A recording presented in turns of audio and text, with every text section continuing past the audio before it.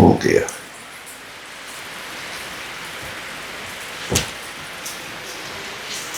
अब यहाँ पर वो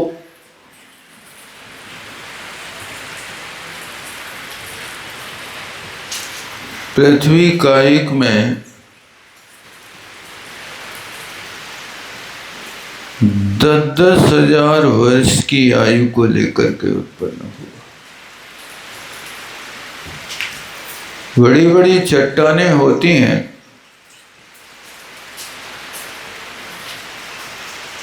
जैसे तारंगा जी वगैरह में कभी आप लोगों ने देखा हो, कोटिशिला के पहाड़ पर जाते समय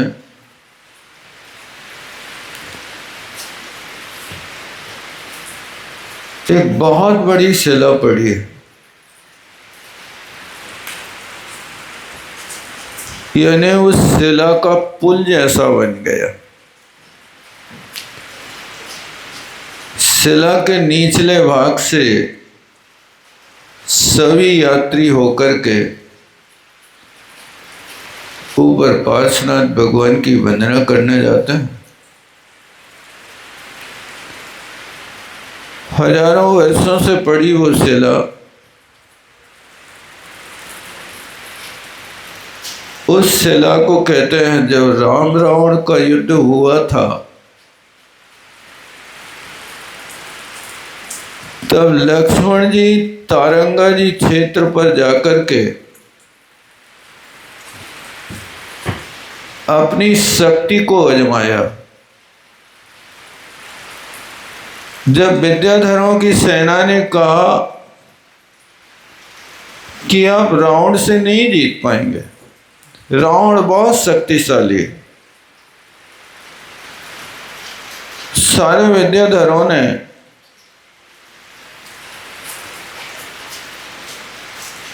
अपनी अपनी तरफ से हिम्मत हार दी। उनमें एक चतुर विद्याधर था, उन्होंने कहा कि राम लक्ष्मण जी, आप यदि नारायण पद के धारी हैं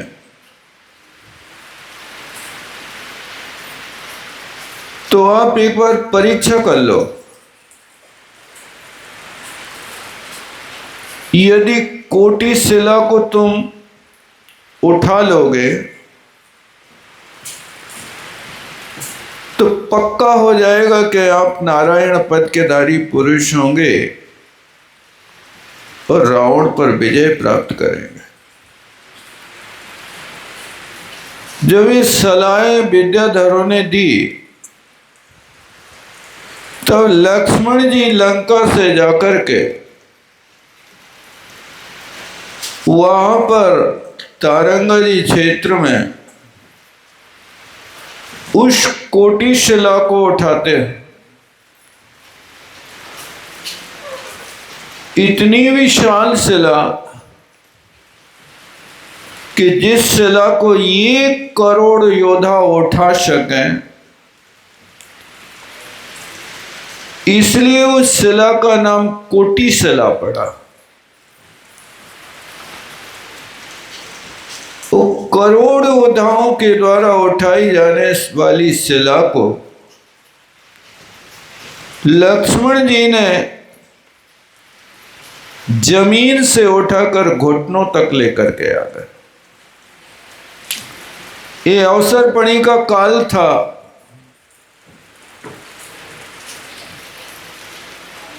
इस अवसरपणी के काल में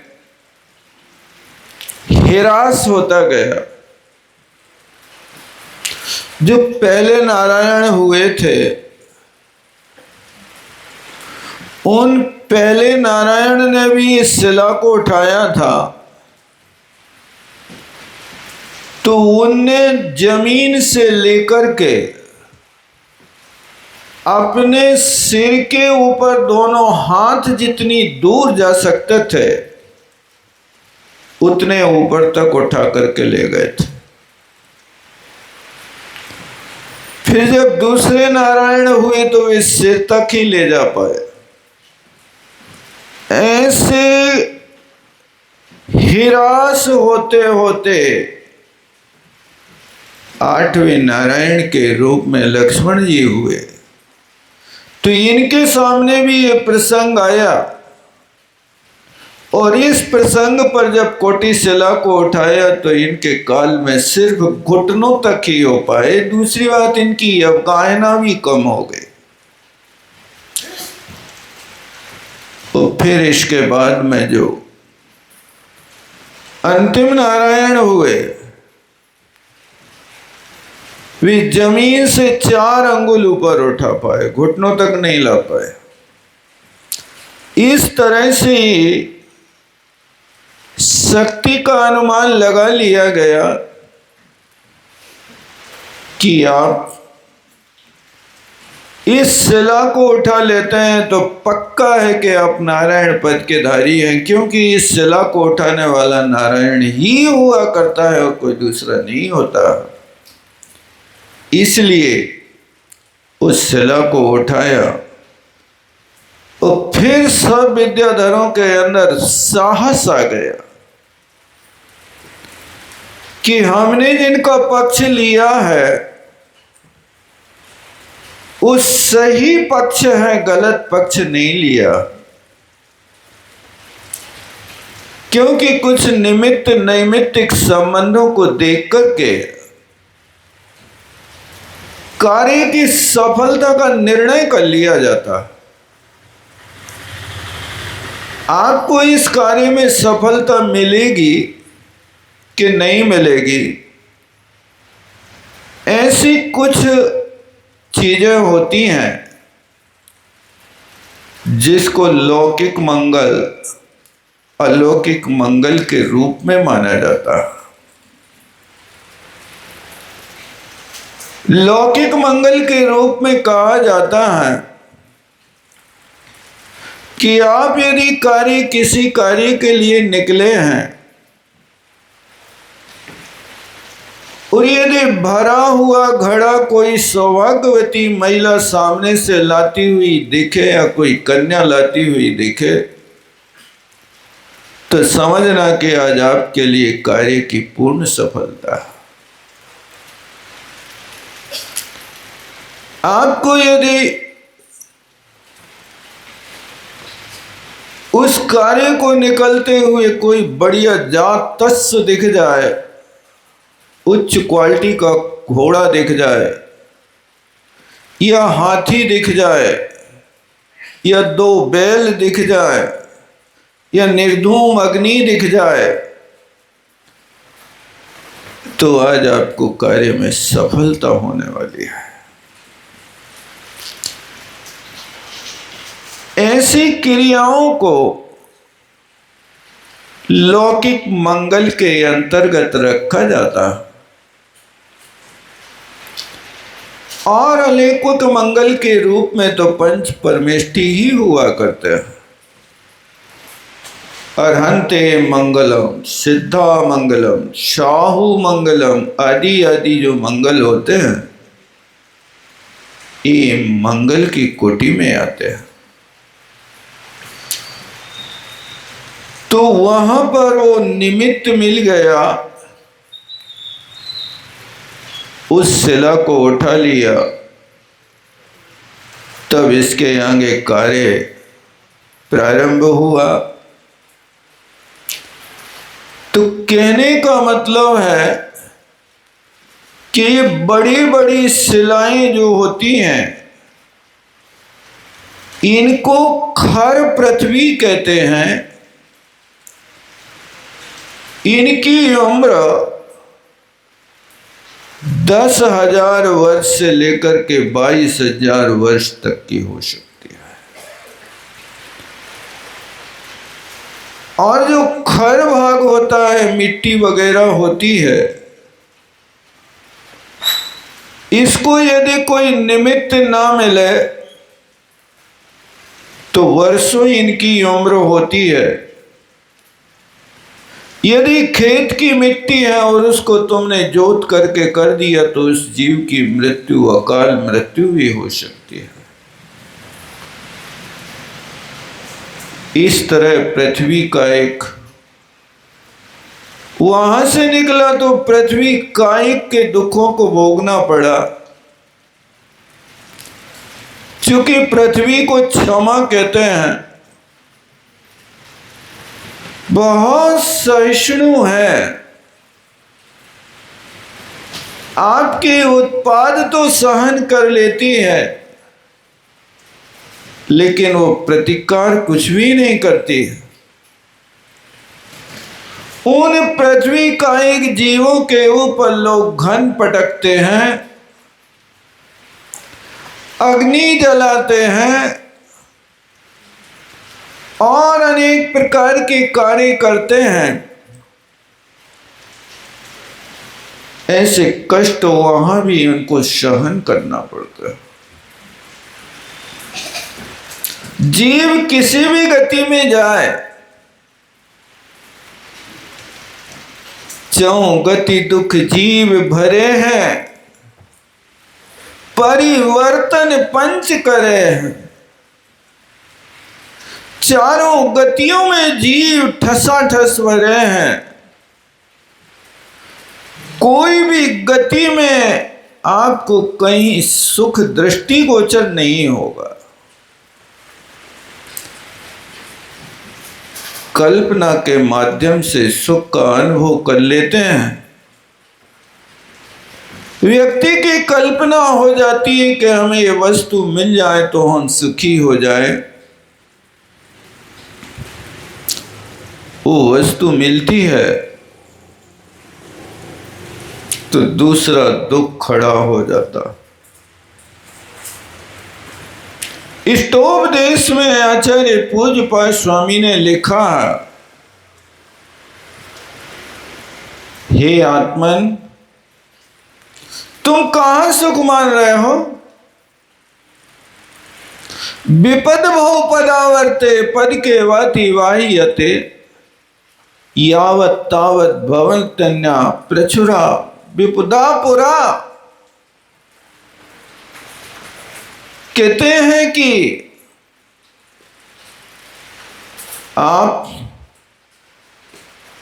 एक विपत्ति को समाप्त करते हो,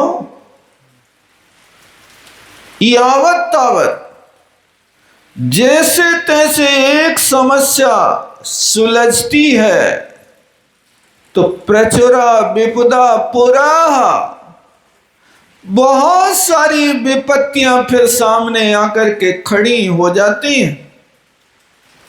विपद भव पदावर्ते, तुम एक पद आगे बढ़ो, फिर उसके बाद दूसरी और सामने खड़ी हो जाती है। उन्होंने दृष्टांत दिया कि जैसे रहट होती है, आज के समय तो वो रहट मिलती नहीं। पेट्रोल आपके यहाँ पंप वगैरह चालू हो गए, सिंचाई पंप। किसान लोग उस रहट का प्रयोग करते थे। बहुत बड़ा एक चक्री के आकार का एक यंत्र निर्माण करते थे और उसमें 4 घड़े बांधते थे, एक नीचे, एक ऊपर, एक आजू बाजू में। अब वो रहट चालू होती थी तो ये घड़ा पानी में भरा। अब वो पानी भर करके ले करके नीचे से जैसे ही यहां उत्तर दिशा की ओर बढ़ा तो वो भरा घड़ा खेत में खाली हो गया, उल्टा हो गया। अब पश्चिम दिशा वाला फिर पानी में भर गया। एक भरा, एक खाली, अभी दक्षिण और पूरब के दोनों घड़े खाली ही हैं, यानी एक भरेगा एक खाली होगा और विपरीत दिशा के दो घड़ा खाली ही लटके रहेंगे। अब आप देखो कि इस रहट के 4 घड़ों में एक समस्या सुलझाई, एक घड़े को भरा तो जो पहले भरा था वो यहां आके खाली हो गई। ये भरता है वो खाली होता है और दो पीछे के खाली ही बने रहते, वे कभी भरते ही नहीं। ये समझ रहे? एक समस्या सुलझाओ, घड़ा भरा खाली हुआ, सो एक समस्या जे सामने खड़ी हो गई। अब उस खाली घड़े को जिसको खाली किया है, अब उसको फिर पंक्ति बंद ला करके अब 3 घड़ों को पार करेगा, तब फिर वो आकर के पानी में डूबेगा। वे 2 घड़ा पहले भरेंगे, फिर यहां खाली होगा। ये समस्या है, कभी आप घर में भी एक लगा करके प्रैक्टिकल करके देख। ऐसा साइकिल के रिंग में बांध लेना 4 लोटा और नीचे रख देना अच्छा बड़ा बाल्टी भर के और लटका देना 4 घड़े और समय करने बैठ जाना और देखना विपद भो पदावर्ते पद के वाती वाई यावत तावत भवत्यन्या प्रचुरा विबुधा पुरा। एक भरे तो भरा भरा या खाली हो जाए। जीवन में जे कभी 4 घड़े रहट के भरते के नहीं, बैठ करके देखना।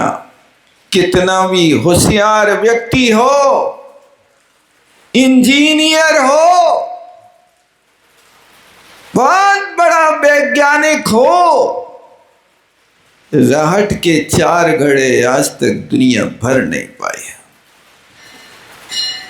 तब तो आचार्यों ने दृष्टांत दिया कि रहट के घड़ों को तुम भरते रहो, भरते रहो। बस तुम्हारे जीवन में एक ही घड़ा भरेगा और जब ये भरेगा तो भरा भरा या खाली होगा, 2 तो खाली ही रहेंगे। तुम पकड़ने चल रहे हो कि मैं अपने जीवन में 4 घड़े भर लूंगा, तो कहते रे मानव, छाया माया एक सी घटत बढ़त दिन रे, जो या का शरणाग है सो ना पावे चैन। छाया और माया ये तो रात दिन घटती बढ़ती रहती है। तुम छाया के पीछे पड़ोगे। कई लोग बड़े होशियारी करते हैं कि जब प्रातः काल में चलते हैं ना, तो उनके शरीर की छाया पड़ती है, तो वे कोशिश करते हैं कि अपने शरीर की छाया के सिर पे हम अपना पैर रख के देखें। कभी कोशिश कर, अपने शरीर के सिर की छाया जहां पड़ रही है वहां सिर रख के देख, अपना पैर रख करके देखना। बेटा थक जाओगे बुरी तरह, लेकिन तुम उस छाया को पकड़ नहीं पाओगे। तुम अपना कदम बढ़ाओगे, वो और 4 फुट आगे बढ़ेगी। दिन के 12 बजे तो कर सकते हो ना, दिन के 12 बजे स्वरूप समावेश होता है, छाया नहीं मिलेगी, वो छाया तो उसी में समा जाएगी, मिलेगी नहीं। या तो मिलेगी सुबह या शाम, और सुबह की छाया यदि 7 बजे के सूर्य की छाया को यदि पकड़ना चाहो तो तुमसे 10 गुनी बड़ी होती है। तुम्हें टाने फेर नहीं सकते। हाँ, कोई रिद्धिधारी मुनि महाराज यदि मिल जाए, विष्णु कुमार जैसे आने वाले हैं रक्षाबंधन में,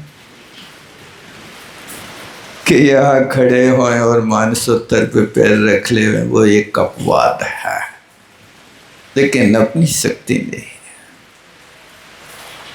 छाया माया एक सी, माया की भी यही दशा है। लोग कहते हैं कि सारे तीनों लोगों की संपत्ति को मैं जोड़ करके सम्राट बन जाऊं। आज तक कोई दुनिया का व्यक्ति कर नहीं पाया। तुम इच्छा कर सकते हो, विचार कर सकते हो तो मैं रहट के चारों घड़े भर के दिखाऊंगा, बस आप सपने देखते रहना। सपने साकार नहीं कर सकते हो। क्यों? क्योंकि तुमने ये व्यवस्था बनाई है कि जो चार घड़े टांगे हैं वे चारों विपरीत दिशा में हैं, और विपरीत दिशाएं कभी एक साथ मिल नहीं सकती हैं। जब मिल नहीं सकती तो विपरीत दिशा के घड़ों को भर कैसे सकते हो? इसी तरह माया के विषय में है कि माया के विषय में तुम सोच सकते हो कि मैं इतना कमाऊंगा, इतना कमाऊंगा, इतना कमाऊंगा। कमा लोगे, एक दिन ईडी आएगी, सब कुछ ले जाएगी, क्या बचेगा तुम्हारे पास? नंबर 1 का तो बचेगा। अब 1 नंबर आता हो तो बचे। इसलिए सुख पावे संतोषी प्राण, क्योंकि शास्त्रों में लिखा है खुद से अधिक किसी पर भरोसा मत करना। खुद से अधिक किसी पर भरोसा मत करना, क्योंकि अंधेरे में अपनी परछाई भी साथ छोड़ देती है। जहां अंधेरा होता है वहां तुम्हें परछाई भी नहीं दिखेगी, परछाई भी साथ छोड़ देती है। आप लोग गीत गाते रहते हो, मजाक करते रहते हो। एक महानुभाव कह रहे थे, अपन का बताएं भैया, अपने बालों ने साथ छोड़ दिया। तो मैं समझा कि ये व्यक्ति बहुत दुखी है, अपने बालों ने साथ छोड़ दिया। क्यों भाई, कोई नहीं तुम्हारे घर में? घर वाले तो सब हैं। ये देखो, बाद में सिर में हाथ फेर के कह रहे कि अपने बालों ने साथ छोड़ दिया। मैंने कहा अरे अच्छी होशियार व्यक्ति है, साहित्यिक भाषा अच्छी जानता, महाराज के सामने फेंक रहा। मैं तो समझता था कि वैराग्य हो गया। वो वैराग्य की तो गंध दिखाई नहीं दी और अपने बालों ने साथ छोड़ दिया। एक वृद्धा मां बहुत दुखी थी, बार बार रो रही थी और ये कह रही थी इस संसार में हम कोई नहीं है, इस संसार में हम कोई नहीं है। जबकि 7 बेटा थे, 7 बहुएं थी और 35 नाती थे। वैसे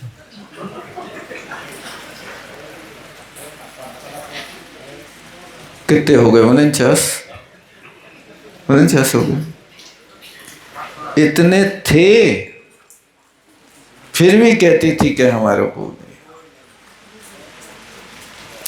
ये बार बार उसके मुख से निकलता था। एक दिन मुनि महाराज निकले वहां से और वो ही सूत्र पढ़ रही थे। महाराज ने कहा, अम्मा तुम सूत्र तो बड़ा प्यारा पढ़ रही हो, बस थोड़ा सा यहां भाव बदल लो। ये तुम्हारा साथ नहीं दे रहे तुम्हारे परिवार के, इसलिए तुम रो रहे हो।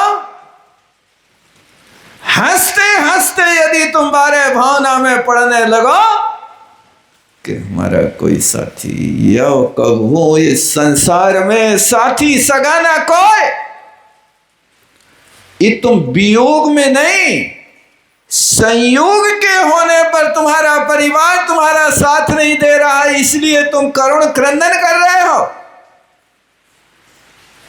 लेकिन काश समता के साथ वैराग्य के साथ इस पंक्ति को पढ़ो, कबहू न इस संसार में साथी सगा न कोई। क्या लिखा? कबहू लिखा कि कभी कभी लिखा? सही लिखा कि गलत लिखा? अब रोज पढ़ रहे हो कबहू न इस संसार में साथी सगा न कोई, फिर भी साथी के लिए आप जान दे रहे हो। लाइफ पार्टनर नहीं चाहिए, लव जीवन साथी, साथ मरेंगे साथ जिएंगे। कब तक? 7 जन्म तक। ये भी निदान है बेटा, ये बांध के नहीं रही हो। बीना में एक महानुभाव कह रहे थे, महाराज मुझे लगता शायद अभी 7वां जन्म होगा मेरा अब तो।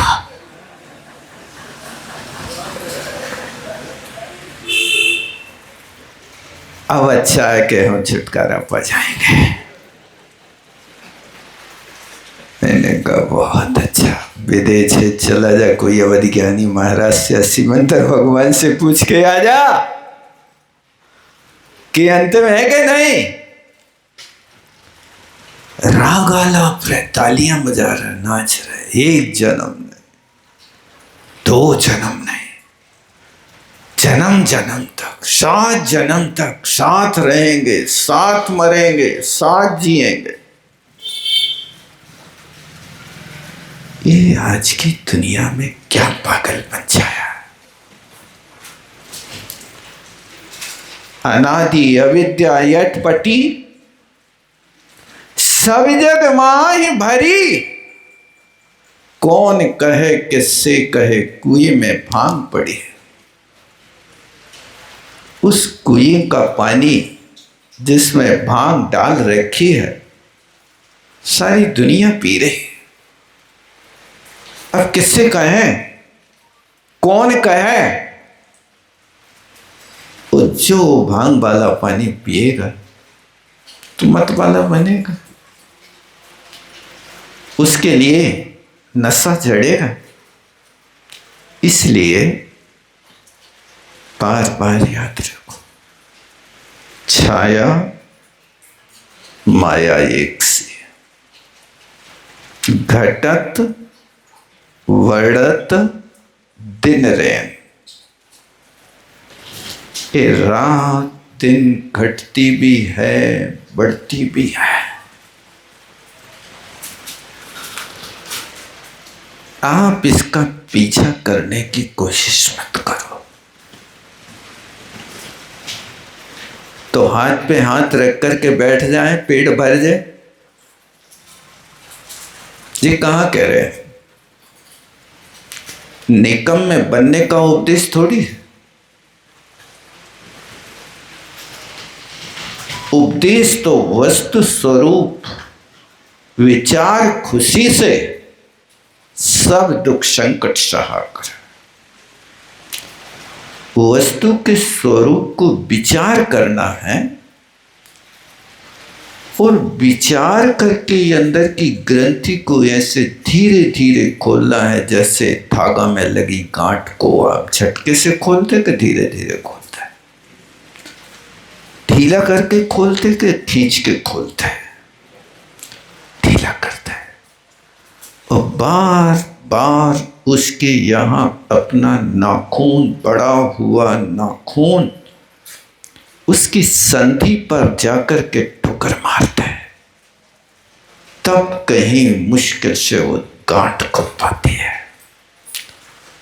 ये परिग्रह की ग्रंथि बहुत मजबूत लगी है, इसको बार बार पढ़ो। छाया माया एक सी, कभी घटेगी कभी बढ़ेगी, इसी के बीच में तुम्हें गुजारा करना है। घट जाए तो चिंता नहीं करना, घट जाए तो क्या करें? कहाँ गई चक्री जिन जीता, वैरत खंड सारा, कहाँ गए बेराम लक्ष्मण, जिन रावण मारा। जब कभी तुम्हें घाटा लगे तो रोना नहीं, उनकी ओर दृष्टिपात करना कि जिनने 6 खंड के राज्य पर विजय प्राप्त कर ली थी, आज भी कहाँ है वो 6 खंड का राज्य? कहाँ है? 96,000 रानियां कहाँ है? 18 करोड़ घोड़ा कहाँ है? 84 लाख हाथी कहाँ है? कुछ है क्या? नहीं। जब उन महापुरुषों का, सलाका पुरुषों का आज नाम लेवा पानी देवा, कुछ भी दृष्टिगोचर नहीं हो रहा, फिर अपनी क्या औकात है? इसलिए इस इतिहास को देख करके समता परिणाम बनाओ, और वृद्धि होती है तो समता परिणाम बनाओ। इसमें मेरा क्या है? ये तो पूर्व में दिया हुआ दान का फल आज हमारे सामने उपस्थित हो रहा है। जितना भी लाभ होता है वो पूर्व में दान दिया है, उसका वर्तमान में लाभ होगा। जिसने दान नहीं दिया है उसको लाभ नहीं होगा, क्योंकि हर व्यक्ति नर्तन की पर्याय में तो है, लेकिन ये क्या बात है कि एक अमीर है और एक गरीब है, एक झोपड़ी में रह रहा है और एक महलों में रह रहा है, एक नंगे पैर चल रहा है और एक एसी में कार में घूम रहा है। कभी विचार किया कि नहीं किया? मनुष्य आयु का उदय आपको भी है और मनुष्य आयु का उदय उसको भी है। क्या कारण है कि वो व्यक्ति दर दर की ठोकरें खा रहा है? तो तुम्हारे यहां फर्श पे एक बूंद पानी गिर जाए तो पोंछा लिए नौकरियां नहीं खड़ी है। इस पर कभी विचार किया कि नहीं किया? ये पूर्वकृत कर्म के पुण्य का फल आज तुम्हारे पास है, और जो तुम्हारे यहां काम कर रहा है उस व्यक्ति ने, बेचारे ने दान नहीं दिया है, इसलिए आज 2-2 पैसों के लिए मोहताज हो रहा है। ये जितना धर्म रूपी बैंक में तुमने जमा किया है उतना तुम भजा सकोगे। मन में नौधा भक्ति लेकर जो जो दान करेगा, ऊपर वेला तेरा खजाना रातों रात भरेगा। मन में भक्ति लेकर के दान दे मन हरस विसेखा, पढ़ते क्या नहीं पढ़ते? ये तो नहीं लिखा कि दान दे मन रोए विशेषा, दान दे के रो हम तो फंस गए यार, उनने हमें जबरदस्ती मुर्गी जैसो पकड़ लो सो बोल देंगे, बोल दे चल 2 करोड़, क्या होता है? रो रहा है हर्ष विशेषा, ओहो अवसर मिला, धन्य है, ये तो मेरा सौभाग्य है, मेरे नाम की बेदी बनेगी, मेरे द्रव्य के माध्यम से चिन्हालय में परमात्मा के चिन्ह में विराजमान होंगे। ओहो भाग्य, ओहो भाग्य, ये अवसर मुझे मिला, बहुत दुर्लभ अवसर है, ये हर्ष होना चाहिए। कई लोग तो कहने लगते यार तुमने मुझे मार डाला। मार डाल? ऐसा क्यों बोल रहे हो? आपने लगता है किसी के कहने में, प्रदर्शन में आपने आकर के काम किया है, आपने पहले से मानसिकता नहीं बनाई है। एक महानुभाव विदिशा में बोले, अरे यार पंडित, तुमने तो मेरा कचूमर निकाल लिया। क्यों? तुमने निकाल लिया कि तुमने हाँ कहा? क्या किया बताओ? ये दान दे मन हर्ष विशेखा की पंक्ति को आप लोग प्रयोग नहीं करता है। यहां माया तो बटोरना चाहते हैं लेकिन जमा कुछ नहीं करना चाहते, जबकि लौकिक रीति है कि आपको मुनाफा पहले होती है कि दुकान पहले खोलना पड़ती है। जब दुकान ही नहीं होगी तो मुनाफा कहां से करोगे? पहले दुकान में पूंजी लगाओ बेटा, और जितनी पूंजी थी पूरी पूंजी को फर्नीचर अकेलो बनवा लो, तो दुकान काहे में चलाएगा? औकात तो देख। औकात देखता नहीं है और काम ठान लेता है। इसलिए अच्छे दिल से दिया करो, एहसान नहीं कर रहे, अपनी भविष्य निधि जमा कर रहे हो। सुखी होना है, हम दान तो करेंगे लेकिन जहां दिखावा होगा वहां करेंगे। मंदिर में हम 5 रुपया भी डालेंगे तो वो डालते ही तुम्हारा नोट नीचे चला गया, लेकिन गोलक में जाकर के 5-7 मिनट तक इतनी ठोकरें मारोगे कि गोलक की जिंदगी आधी कर दोगे। क्यों? सवाल नोट अंदर डालने का नहीं है, सवाल बाजे बजाने का है कि तुम देख लो हमें, हम पैसा डाल रहे हैं। हाउ तो कहो, नहीं है? क्या है? अब जब तुम ठोक बजा करके यहां डालोगे तो मिलेगा भी ऐसे ठोक ठोक ठोक करके। क्या करोगे? जो ठोक ठोक करके डालेंगे, बस जो बिना ठोके डालेंगे उनको गाय के दूध की तरह मिलेगा, और जो ठोक ठोक के डालेंगे वे सींग में से दूध निकालेंगे।